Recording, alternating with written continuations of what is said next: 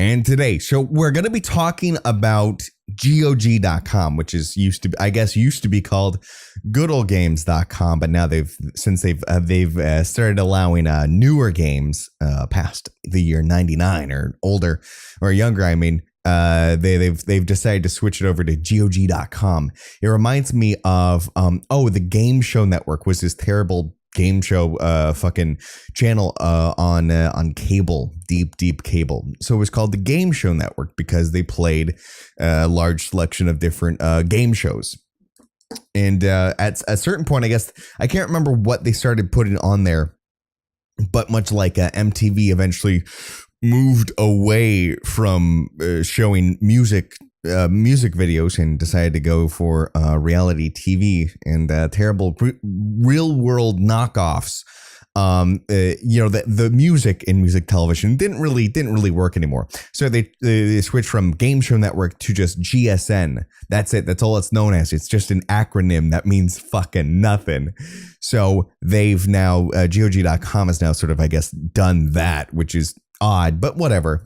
But so there's a little addition to this because now, of course, I heard about GOG's Galaxy, which is supposed to be kind of like Steam for GOG.com. Fuck, that sounds so. I'm just gonna call it GOG from now on. So GOG has Galaxy, and that's interesting. But now they've got this other thing where it's only a couple titles, but you can reclaim select titles DRM free.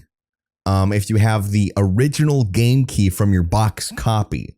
Now, right now, it's only for a couple of the let's see, there's Mountain Blade Warband, Fire with Sword, and Ador Genesis, but I think those are Russian only. But if you have the box versions of any of the Stalkers, you can use those to get it on GOG.com.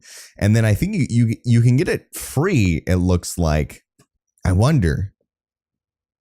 I might have to grab my copy. I got a couple. I think I got Call of Pure Pit and Shadow of Chernobyl, the box of those games. So I might have to check that out and see if it works. Because as far as I believe, that should be free then.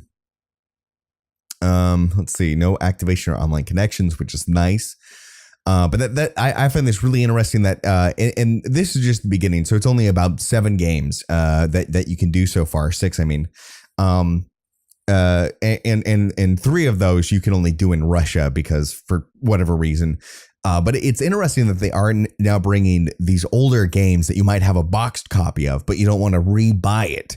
But now you can get if you show that you own a copy of the game, or at least you have the box anyways, you can get a digital DRM free version, just right there, just, added to your account. And this along with Galaxy, is I'm all for supporting GOG, at this point. They've never really fucked me over on anything I've purchased.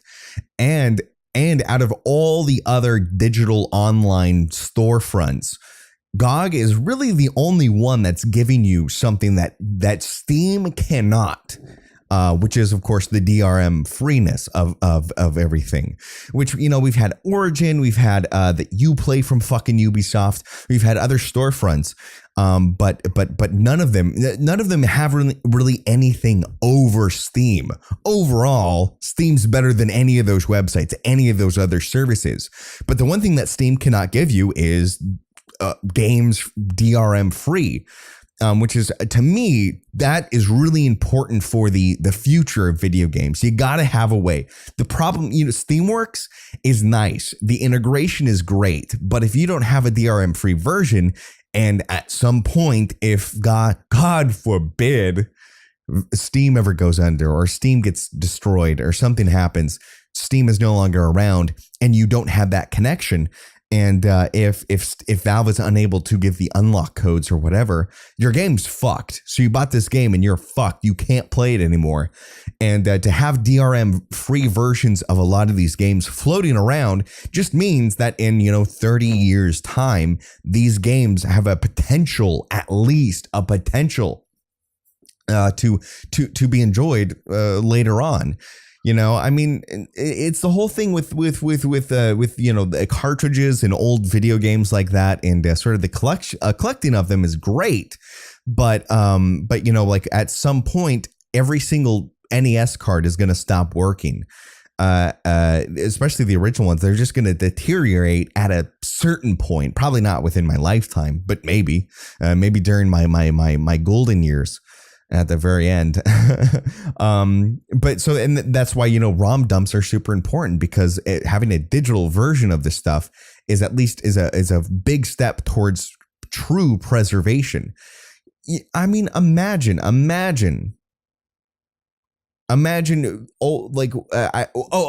perfect example is that, I guess, that library that had like tons and tons of old historical books that got burned down sometime. I think it was in Rome that it happened, maybe not.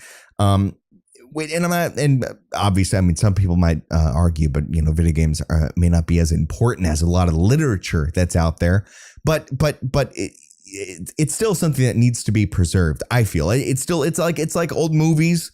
It's like, TV shows, even, it's like, old books, all of this. I mean, this is culture to a certain point, and it does need to be preserved in some way. So ripping the DRM out of as many games as possible is always a good thing, and that's why that's why I'm always glad that I see stuff like GOG doing stuff like this. Now you've got your box copy.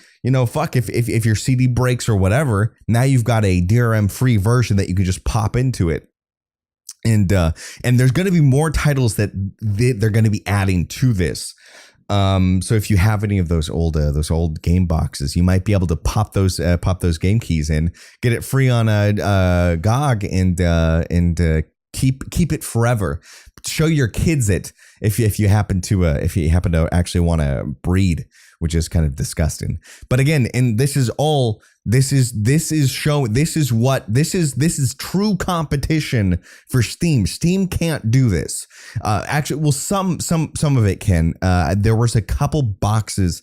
If it's Steamworks, obviously you can pop it in there. But again, you're not gonna have a DRM free version of it. You're gonna have a Steam version of the game if you put it in there. So to put these, it's good too, because competition is always good for shit like this. So we got GOG for the DRM free shit, Steam for the high profile shit. I hope these two keep moving up, and leave fucking Origin behind. How many more years till EA actually drops Origin? It's getting close. That's for sure.